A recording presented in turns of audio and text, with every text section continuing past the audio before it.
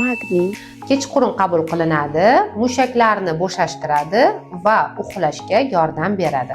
Vitamin C. Ertalab qabul qilinadi, kun davomida energiyaga to'yintiradi va viruslardan himoya qiladi. Omega 3.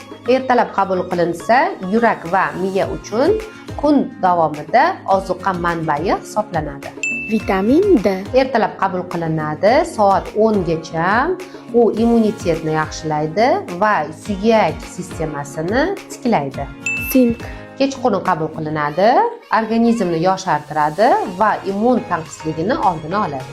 Temir. Tushlikdan keyin qabul qilinadi, bu organizm uchun ozuqa manbai. Pion. Ertalab qabul qiling, kun davomida hujayralarni energiyaga to'yintiradi. Vitamin B. Kechqurun qabul qiling, asabiylashishni kamaytiradi va xotirani tiklaydi. Yana shunday foydali ma'lumotlarni bilishni xohlasangiz, mani sahifamga obuna bo'ling.